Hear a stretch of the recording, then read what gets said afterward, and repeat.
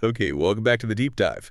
Today we're tackling something really significant, just unfolded. Yeah, a major military event. We're talking about Israel's large-scale attack on Iran. And to get our heads around this really rapid development, we're going straight to the source material where you've got their excerpts from an Economist article. Yeah. Just out today, June 13th, 2025. Exactly. And our mission really is to dig into what this article is telling us. What happened? Why does Israel say it happened? Where does the U.S. stand? And importantly, what are the potential reactions? The immediate fallout. It's all in there. We just need to unpack it. It is. And it's a situation that has just instantly ratcheted up tensions. Yeah. Hugely. The article makes it pretty clear this is a moment of immense uncertainty for the whole region, really, and maybe beyond. Absolutely. And the hook, right, the thing that grabs you immediately is just the suddenness and the scale. The article describes sirens, wailing across Israel just before 3 a.m., mobile alerts going off, and then almost immediately reports of these huge bomb blasts shaking cities across Iran. This wasn't minor. No, not at all. The source calls it a full-scale campaign. Israel's apparently dubbed it Operation Rising Lion. Wow. And the global ripple effect. Instant. The article points straight to oil prices, surging 13% right after the first news broke. 13%, that's huge. And it says it plunged the region into turmoil. Right away, yeah. And here's a key point, something the article flags right at the start. It looks like Israel launched this whole thing without clear, explicit American backing. And that's critical. That lack of overt U.S. involvement really shapes how we have to understand everything that follows, at least based on the source material. Okay, so let's get into the how. How did this attack unfold, according to the article? To give some timing right. Yeah, it started before 3 a.m. Israeli time, June 13th. The first wave hit Iran around 3:30 a.m. their time. And it wasn't just one wave. No, the report mentions at least 6 waves were planned initially, with the expectation of more to come. This is sustained. And the initial targets, what do they hit first? Strategic stuff, command and control centers, ballistic missile bases, Iran's air defense batteries, basically trying to degrade Iran's ability to see what's happening and to respond effectively. Okay, but then it gets more specific, and this is where it gets really interesting, maybe alarming. The types of targets. Right. The article reports significant strikes aimed squarely at Iran's nuclear program. There's even footage mentioned. Yeah, reportedly showing smoke rising from Natanz. That's a big uranium enrichment plant. And the IAEA, the UN watchdog. They've confirmed Natanz was among targets. That's the quote. And they also said they're talking to Iran about radiation levels, which, tells you something about the potential severity. But it wasn't just nuclear sites, was it? No, far from it. The article details strikes that look, like they were aimed at decapitating Iran's military leadership. Oh, so? Reports of residential buildings hit in Tehran, specifically targeting the chiefs of staff for the Army, the Air Force, and the IRGC, that's the Islamic Revolutionary Guard Corps. And the Quds Force commander, too. Also reportedly targeted, and this is crucial, Iranian state media, cited in the article, is reporting that Hossein Salami himself, the head of the IRGC. the very top guy, reportedly killed. Targeting leadership at that level, that's a massive escalation. The article also mentions nuclear scientists. Yes, Faridun Abbasi, specifically named, he's the former head of Iran's Atomic Energy Agency, also reportedly killed. So, military leadership, nuclear scientists. What about political figures? Potentially, there are reports, again cited in the article, that Ali Shamkhani was injured. He's a national security advisor, key figure, especially with oversight of the nuclear program. So even though Israel says regime change isn't the goal. Exactly. Hitting figures like Shamkhani, even if unintentionally, or injuring him, it certainly sends a powerful signal very high up the chain. Okay, how do they actually do this? What methods does the article mention? It sounds like a pretty sophisticated operation. Initial strikes using stealthy F-35s, apparently. The advanced jets. Right. And also aircraft carrying air-launched ballistic missiles. Those seem to have been used first, probably against the air defenses and command centers. Right. Then follow-on waves using F-15 and F-16 jets. So a mix of capabilities. Anything else, not just planes. Well, the article does mention reports of ground sabotage by Israeli agents. That suggests, maybe a multi-layered thing, not purely an air campaign. Yeah, there's context here too, right? Something about previous strikes. Yes, the article briefly touches on it, back in October 2024, Israel apparently took out a lot of Iran's air defenses, including their Russian-made S-300 systems. Which at the time was framed as retaliation for something else. Exactly. But looking back now through the lens of this article, that action kind of looks like it might have been, well, paving the way, clearing the path for this much larger attack. One thing the source points out, though, is the difficulty. Hitting those really deeply buried nuclear sites. Like Fordow. Right. Experts quoted estimate you'd need America's biggest bunker buster, the GBU-57, and you'd need to hit it multiple times. And Israeli planes can't carry that bomb. Correct. It's just too big, too heavy for their aircraft. So what does that mean for the effectiveness against those sites? Well, the suggestion in the article is that Israel might have focused on disabling them rather than destroying them outright. You know, hitting entrances, tunnels, ventilation shafts, trying to put the facilities out of action, making them unusable, even if the core bunkers remain intact. Okay, so that's the what and how. Let's turn to the why. Why does Israel say it did this now? What's the justification given in the article? The core claim, according to the source, is that Iran crossed a critical nuclear threshold, a dangerous one. What does that mean exactly, based on the intel they cite? They cite intelligence, as reported in the article, suggesting Iran was rapidly advancing key components for a weapon, and that they'd accumulated enough fissile material. The stuff you need for a bomb. Right. Enough for what Israel claims could be 15 nuclear devices within days. That's a very specific and alarming claim. And there are quotes supporting this urgency. Yes, the head of the IDF, Eyal Zamir, is quoted saying Iran's program had reached the point of no return. And there's mention of a pre-recorded speech by Prime Minister Netanyahu warning of a potential nuclear holocaust. Very strong language. The article adds some context, though, about the IAEA. It does. It notes the IAEA board had just declared Iran in breach of its obligations the day before, June 12th. But it points out that declaration was apparently more about historical issues, lingering questions about past activities, not necessarily confirming this immediate dash to weaponization that Israel is citing. And Israel apparently believed Iran was just stalling in talks with the U.S. That's mentioned too, yeah.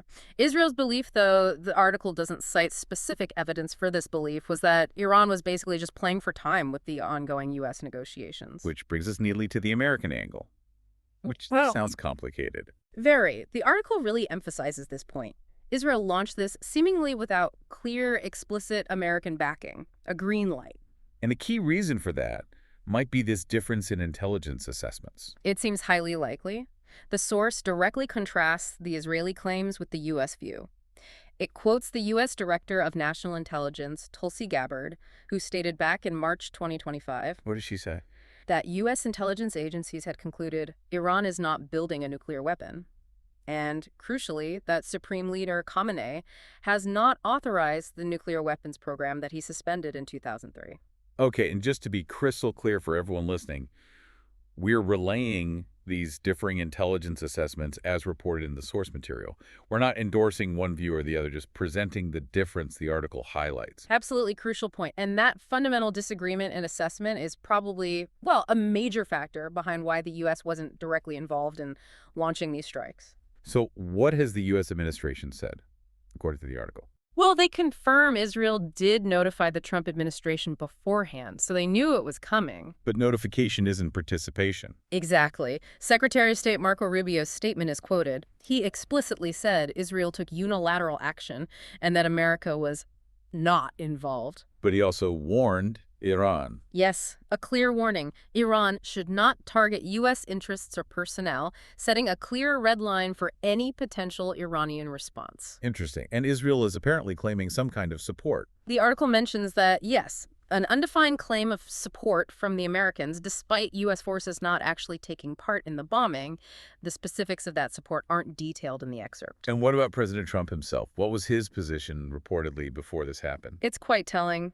On June 12th, just the day before, he reportedly said he still preferred reaching an agreement with Iran, and he apparently told Israel he didn't want them to blow it by going in militarily. And he had talks scheduled. His envoy, Steve Witkoff, apparently had talks scheduled with Iranian officials for June 15th, just 2 days after this attack happened. Wow. And even after the attack started. The disconnect seems to continue. The article notes Trump told Fox News, even as the bombs were falling, that he was still hoping negotiations could somehow continue. That's quite a complex picture. So no direct U.S. involvement in the attack itself. But what about defense? Yes. The article makes a key point there. The U.S. does have a very large military presence in the region. Assets built up, especially after the recent campaign in Yemen. And the assumption is? The article says these U.S. forces, ships, planes, missile defenses would almost certainly be used to shield Israel from reprisals. So not involved in the attack, but likely involved in defending against the blowback. Which brings us to that blowback. Yeah. Potential Iranian retaliation. The article suggests it's pretty much inevitable given the scale of the attack. Almost certain is how the source puts it. The scope of what Israel hit nuclear sites, top commanders, makes a strong response highly likely. And Khamenei has already spoken. Yes, the supreme leader promised a harsh response, potentially within hours. So what are Iran's options, as laid out in the article? Well, one option is basically a repeat of what they did last year, launching large barrages of missiles directly at Israel. But maybe different this time. Potentially using more ballistic missiles. Those are faster, fly higher, generally harder to intercept than cruise missiles or drones. The article adds a bit of context here, too. Oh. It notes that last October, during those previous exchanges, maybe 20 or so Iranian missiles reportedly got through Israel's defenses, partly because Israel ran low on interceptors. And now? The article says both sides are believed to have restocked their missile and interceptor arsenals since then.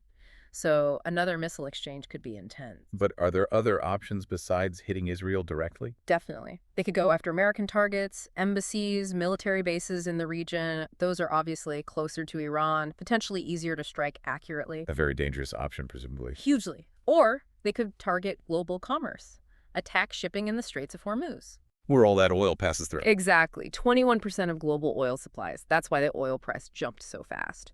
Hitting shipping there, or perhaps striking Gulf states directly to disrupt the world economy, those are other possibilities mentioned. And if they do target U.S. assets or Hormuz, what's the likely consequence described? Well, the article suggests that would almost certainly drag America directly into the war. Full stop. Which would probably mean? Likely even more severe damage to Iran's nuclear program, as the U.S. has capabilities Israel lacks, like those bunker busters. And it would also probably mean Iran uses up missiles it might otherwise have aimed at Israel. A very risky gamble for Tehran. What about proxies, like Hezbollah? The article touches on that. It notes that Iran would once have relied heavily on Hezbollah in Lebanon to retaliate against Israel, but they were hit hard recently. Yeah, much of Hezbollah's arsenal and key leadership were reportedly destroyed in Israeli strikes last year, so that option might be significantly weaker for Iran now than it would have been in the past. So, zooming out, what does this mean for the wider region, the global stakes? What does the source say about reactions? Well, the Gulf states, Saudi Arabia, UAE, etc., no immediate strong reaction reported beyond condemnation from Saudi Arabia of the heinous attacks. They were nervous before this? Apparently. The article says they spent months urging Trump to restrain Israel or to cut a deal with Iran himself. So some might be, privately pleased Iran's capabilities are hit, but they're also deeply nervous. There is about retaliation. Exactly, especially places like Bahrain and Qatar, which host huge U.S. military bases.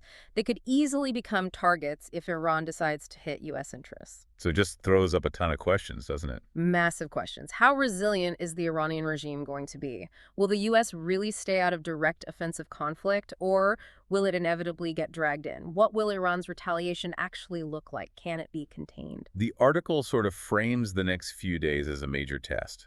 Yeah, a test of who prepared better. A test of whether this Israeli gamble pays off. Does it permanently remove the perceived nuclear threat? Or does it just, light a bigger fire? Does it escalate things further, maybe even make Iran more determined to get a bomb eventually? It's a really fluid and incredibly dangerous moment. No doubt about it. Unfolding right now. Okay, so just to quickly recap what we've drawn from this Economist article today. Israel launches this huge multi-target attack on Iran, hitting nuclear sites, military command, killing top leaders like Salami and Abbasi. Right. And this happens against the backdrop of starkly different U.S. and Israeli intelligence views on Iran's actual nuclear progress before the attack. The U.S. position, as reported, is notification beforehand, but not direct involvement in the strikes. No. Though there's a warning to Iran not to hit U.S. interests, and the expectation U.S. forces will shield Israel. And Iran, now facing this, has promised a harsh response, with options ranging from direct missile attacks on Israel to hitting U.S. targets, disrupting oil shipping, or attacking Gulf neighbors. All very dangerous paths. It just injects massive uncertainty, doesn't it? For the Middle East, obviously, but also the global economy. That oil price spike is real, and for U.S. policy moving forward. Absolutely. The immediate future feels very precarious based on this report. So maybe a final thought for you, the listener, to chew on, drawing from what the article lays out. We've seen these conflicting U.S. and Israeli intelligence pictures before the attack. We've seen the U.S. apparently wanting talks to continue even as the attack unfolded.